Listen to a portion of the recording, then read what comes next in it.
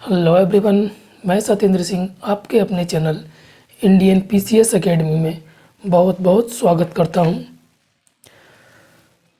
तो मैं आशा करता हूं कि आप लोग बहुत अच्छे तरीके से अपने अध्ययन को आगे बढ़ा रहे होंगे। और जो हमारी ज्योग्राफी की सीरीज चल रही है, उस ज्योग्राफी की सीरीज में आज हम एक नया अध्याय और जो हमारा अध्याय है उसमें एक नया अध्याय जोड़ने आए। जैसे पुराना अध्याय हमारा कौन सा चल रहा है, जल संसाधन, सिंचाई और बहुउद्देशीय परियोजनाएं। तो ये हमारा टॉपिक है। इस टॉपिक में और इससे पहले जितने भी टॉपिक मैंने आपको कराए हैं उसमें आपको अगर कोई भी दुविधा हो, कोई भी चीज़ समझ में नहीं आ रही हो, कोई भी क्वेश्चन बनाने में प्रॉब्लम हो रही हो तो आप मुझे बताइए, मैं उसका हल करूँगा। अगर आपको टेस्ट सीरीज, जैसे मैंने आपको बताई थी कि आप खुद की टेस्ट सीरीज बनाइए, अगर उसमें आप लोगों को दुविधा आ रही है तो आप मुझे बताइए, मैं बताऊंगा आपको। एक डेमो क्लास ले लूँगा, एक स्पेशल उसके लिए वीडियो बना दूंगा कि आपको कैसे टेस्ट सीरीज अपनी खुद की बनाना है। क्योंकि जो भी आप कोई भी बड़ा एग्ज़ाम देते हैं, अगर मैं बात करूँ यूपीएससी की बात करूँ, तो आप किसी भी कोचिंग की अगर आप टेस्ट सीरीज देख लीजिए, अगर आप कंटिन्यू लगाते हैं तो उसका ये दावा नहीं है कि आपका सिलेक्शन हो ही जाएगा। तो बस आपको मैं यही बोलूँगा कि आप खुद की टेस्ट सीरीज बनाइए, बिना किसी बात के मत पैसा फंसाइए। अगर आपको कहीं भी टेस्ट अगर मिल जाते हैं टेलीग्राम पर, किसी भी जगह पर आपको फ्री में, तो आप वो डाउनलोड कीजिए, फिर उससे अपनी खुद की टेस्ट सीरीज बनाइए, आपको बेहतर लगेगी। ओके, चलिए। तो जो हमारा जो श्रृंखला है, वो श्रृंखला है ज्योग्राफी की। अभी हमने ज्योग्राफी में इंडियन ज्योग्राफी यानी भारत के भूगोल को स्टार्ट किया था, यानी वही हमारा चल रहा है। हमने इसमें लगभग 30 से 31 वीडियो इसमें बना लिए हैं। इतने वीडियो में अगर आपको कोई भी संकट, कोई भी समस्या हो समझने में या किसी कंटेंट को लेकर, तो आप मुझे बताइए। ये हमारा थोड़ा स्पेशल बैच इसलिए हो जाता है क्योंकि यहाँ पर हम ज्योग्राफी की पूरी फुल क्लासेस लेंगे, यानी जितने भी सिलेबस में हमारे रहता है ज्योग्राफी, सारी क्लासेस हम यहाँ पर लेने वाले हैं। और जो माध्यम रहेगा वो माध्यम रहेगा हमारा हिंदी। और जितने भी कॉम्पिटिटिव एग्ज़ाम होते हैं, सभी कॉम्पिटिटिव एग्ज़ाम के लिए हम ये क्लास ले सकते हैं। ओके, तो पिछले वीडियो में हमने सिंचाई के साधन देखे थे कि किस संसाधन से कितनी सिंचाई होती है, सबसे ज़्यादा सिंचाई किससे होती है। उसके आगे हम आज यहाँ से स्टार्ट करेंगे। ओके, चलिए।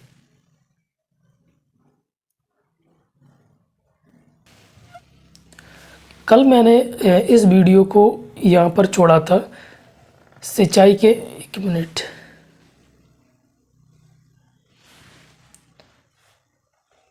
सिंचाई के क्या हो रहा है, सिंचाई के साधन, कुल सिंचित क्षेत्र।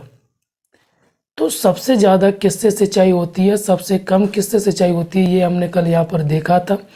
इसको हम थोड़ा डिटेल में पढ़ेंगे, इन संसाधनों को, यानी इन साधनों को हम आज डिटेल में पढ़ेंगे।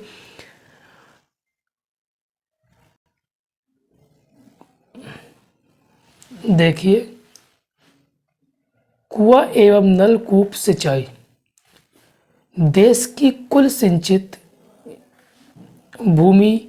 एक यहाँ पर देखना, कोई डाटा थोड़ा आगे पीछे हो जाएगा तो उससे आप थोड़ा लगभग में चलता है ना।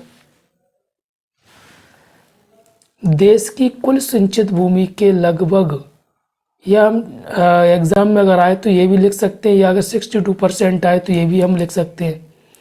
ओके, 61.58% भाग की सिंचाई कुओं एवं नलकूपों से होती है। ये हमने कल समझा था कि जो भारत में सिंचाई सबसे ज़्यादा होती है वो किससे होती है, कुओं व नलकूपों से। इसको हम डिटेल में देखेंगे, है ना। वर्तमान में ये भारत में सिंचाई के सर्व प्रमुख साधन हैं गुजरात, महाराष्ट्र, पंजाब, राजस्थान। उत्तर प्रदेश में सिंचाई के प्रमुख साधन, इसके अलावा हरियाणा, बिहार, तमिलनाडु, आंध्र प्रदेश, कर्नाटक में भी कुओं व नलकूपों से सिंचाई की जाती है। तो ये छोड़ दीजिए आप, ये सिर्फ एक समझाने के लिए है। ओके, फिर इसमें ये थोड़ा इम्पोर्टेंट फैक्ट है कि नलकूपों से सर्वाधिक संख्या कहाँ पर है, तो उत्तर प्रदेश में। इसका सर्वाधिक विस्तार सरयू पार के मैदानों में है। तो ये हमारा कुओं व नलकूपों से पूरा हो गया है।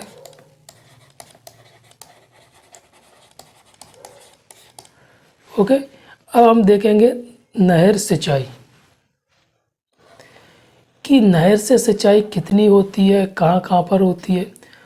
तो यह भारत में सिंचाई का दूसरा प्रमुख साधन है, जिसके द्वारा 24.54% भूभाग पर सिंचाई की जाती है। नहरों द्वारा सिंचाई उत्तर भारत में अधिक होती है, जबकि दक्षिण भारत में कठोर चट्टानी संरचना का विकास होने के कारण नहर निर्माण की प्रक्रिया अत्यंत जटिल होने से इसका विकास सीमित क्षेत्रों जैसे डेल्टाई क्षेत्रों में ही हो पाया। मैं इसको लाइन को फिर से समझाता हूँ, इस पैराग्राफ को पूरे को। ये दूसरा प्रमुख साधन है भारत में सिंचाई का। कितनी होती है, इतनी होती है। नहरों का जो निर्माण है वो उत्तरी भारत में सबसे ज़्यादा है, क्योंकि दक्षिण भारत में जो कठोर चट्टान है, तो वहाँ पर इसका निर्माण का जो प्रक्रिया है वो थोड़ी कठिन है। ठीक है, दक्षिण भारत के कुछ क्षेत्रों में है, वो क्षेत्र कौन से, नदी के डेल्टाई क्षेत्र है वहाँ पर। ओके,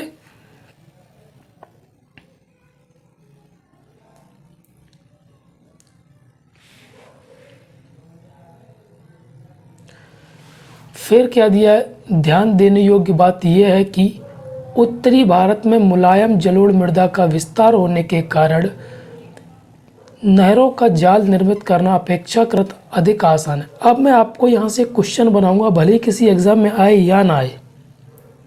कैसे कि जो उत्तर भारत में जो नहर प्रणाली है या जो नहर बनी हुई है, उनमें मिट्टी का कोई भूमिका है, कि मिट्टी की कोई भूमिका है उनको उनके विस्तार में, उनके ज़्यादा होने में। ज़्यादा होने का मतलब क्या है, वो दक्षिण भारत के मुकाबले उत्तर भारत में ज़्यादा नहर प्रणाली है, तो उसमें मिट्टी की कोई भूमिका है। तो यहाँ पर आप देख सकते हैं क्या लिखा है, जलोढ़ मृदा का विस्तार होने के कारण। या आपसे अगर ऐसे क्वेश्चन पूछा जाए कि उत्तर भारत के मुकाबले दक्षिण भारत में कम नहर प्रणाली होने में क्या क्या या होने के क्या क्या कारण है, तो उसमें एक चट्टान हो जाएगा, कठिन जो वहाँ का धरातल है वो हो जाएगा, क्योंकि वहाँ पर कठोर चट्टानें पाई जाती हैं, और वहाँ की मिट्टी का मुलायम ना होना। ठीक है, समझ में आई। दक्षिण भारत में नहर प्रणाली का कम सुचारू होना या कम जाल होना। वहीं अगर इसका उल्टा पूछ ले, उल्टा कैसे, कि उत्तर भारत में ज़्यादा नहर प्रणाली का होने का कारण क्या क्या है, तो इसमें एक कारण यहाँ पर दिया गया है। क्लियर हो रहा ना। ऐसे क्वेश्चन भले ही एग्जाम में आए या ना आए, मैं सिर्फ आपको ये बता रहा हूँ कि हर लाइन से क्वेश्चन हम कैसे निकाल सकते हैं। ठीक है, चलिए, यही कारण है कि सतलज गंगा मैदानी क्षेत्र में नहरों द्वारा व्यापक रूप से सिंचाई की जाती है। नहरों द्वारा देश के कुल सिंचित क्षेत्र का सर्वाधिक विस्तार उत्तर प्रदेश में। यानी अगर हम बात करें नहरों के द्वारा, ये प्री का क्वेश्चन हमारा हो जाएगा, मेंस में तो हम ऐसे लाइंस डालते ही रहते हैं। सबसे ज़्यादा उत्तर प्रदेश में। ओके, इसके अलावा मध्य प्रदेश, आंध्र प्रदेश, हरियाणा, पंजाब, बिहार में नहरों से सिंचाई होती है। अब ये यहाँ पर जो राज्य लिखे हैं उनसे क्वेश्चन कैसे बनेगा मैं आपको समझाता हूँ। अगर आपसे क्वेश्चन पूछ लिया जाए कि नहरों से सर्वाधिक सिंचाई वाले प्रदेश यानी राज्य कौन से, तो सबसे पहले उत्तर प्रदेश अगर आएगा तो उसको आपको सही करना है। दूसरे नंबर पर मध्य प्रदेश, तीसरे नंबर पर आंध्र प्रदेश, चौथे नंबर पर हरियाणा। ऐसे अगर आपसे क्वेश्चन पूछा जाएगा तो आप ऐसे भी इसको याद कर सकते हैं। क्लियर हो रहा ना। चलिए,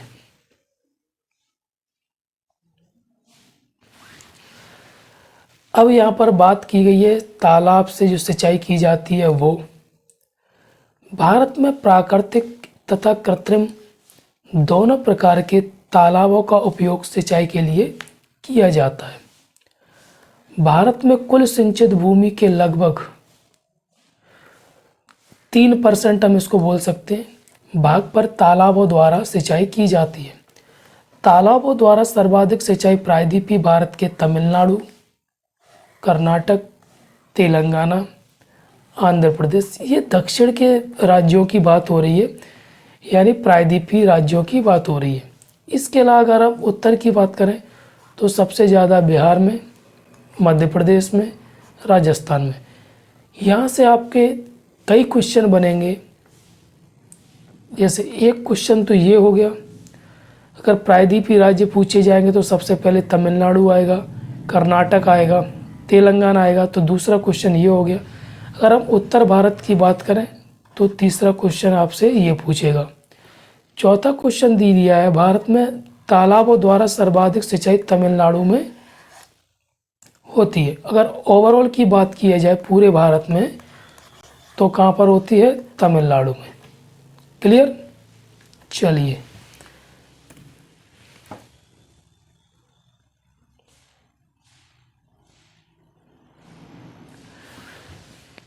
अब यहाँ पर हम जो बात करेंगे, भारत में सिंचाई की आधुनिक विधियाँ या तकनीकी क्या क्या है। तो इसमें सबसे पहले दिया गया ड्रिप सिस्टम या ड्रिप सिंचाई प्रणाली। देखिए इससे क्वेश्चन आपसे कैसे पूछ सकता है, या तो सीधा क्वेश्चन आपसे ये पूछ लेगा कि भारत में सिंचाई की आधुनिक विधियाँ कौन कौन सी हैं,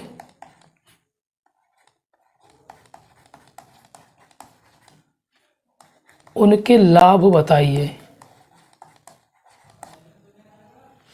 तो पहले तो हमें आधुनिक विधियां कौन सी होती हैं, फिर हमें उनके लाभ बताना है। ठीक है, और ये किसानों के लिए कैसे लाभकारी हो सकती हैं, सीमांत किसानों के लिए कैसे लाभकारी हो सकती हैं, ये चीज़ भी आई। एक क्वेश्चन और आपसे पूछा जाएगा कि भारत में सिंचाई की जो आधुनिक विधियां हैं वो किसानों की आय में कैसे असमानता व्याप्त करती हैं या असमानता को बढ़ाती हैं।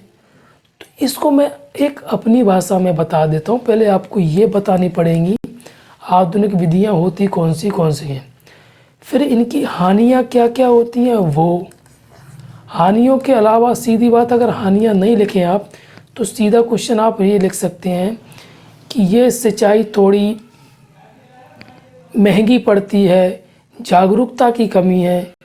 ठीक है, ये चीज़ यहाँ पर आय असमानता का एक कारण हम बता सकते हैं। क्लियर? तो इस सब सिंचाई पद्धति के द्वारा पानी को पौधों की जड़ों पर बूंद बूंद करके टपकाया जाता है। क्लियर? अगर आपसे ये क्वेश्चन प्री में भी पूछा जाता है कि ड्रिप सिस्टम, यहाँ पर सिंचाई हटा देगा वो, ड्रिप सिस्टम किससे संबंधित है, कृषि से संबंधित है कि और किसी चीज़ से, अगर आपसे पूछ लेते हैं तो आप वहाँ पर ये बता सकते हैं। इसे टपक सिंचाई या बूंद सिंचाई के नाम से भी जाना जाता है। इस विधि की खोज इजराइल से मानी जाती है। इस विधि के तहत फसल को पानी धीमी गति एवं रोजाना या एक दिन छोड़कर दिया जाता है। परंपरागत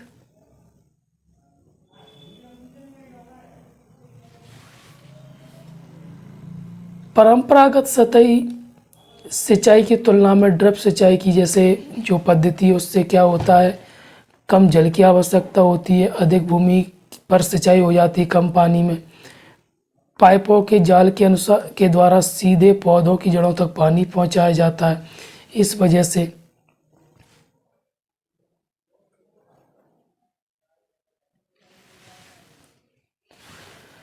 फिर जो सिंचाई के लिए कुछ कार्यक्रम चलाए गए थे, कोई योजना चलाई गई थी, उनको यहाँ पर मैंने डाल दिया है बीच में। त्वरित सिंचाई लाभ कार्यक्रम AIBP 1996-97 में प्रारंभ किया गया था। अब अगर आपसे पूछा जाए कि त्वरित सिंचाई लाभ कार्यक्रम कब प्रारंभ किया गया था, तो 96-97 में। कमान क्षेत्र विकास कार्यक्रम 1974-75 में। जल गुणवत्ता मूल्यांकन प्राधिकरण का गठन 2001 में। ठीक है।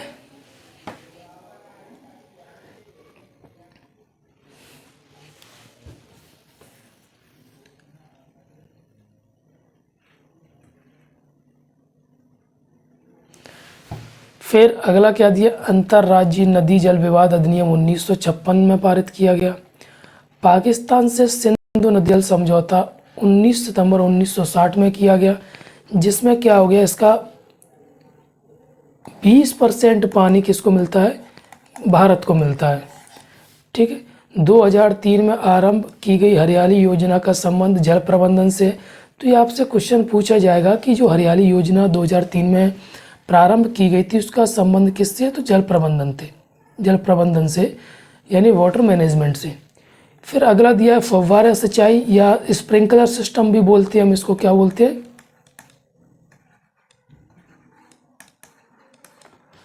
Sprinkler system.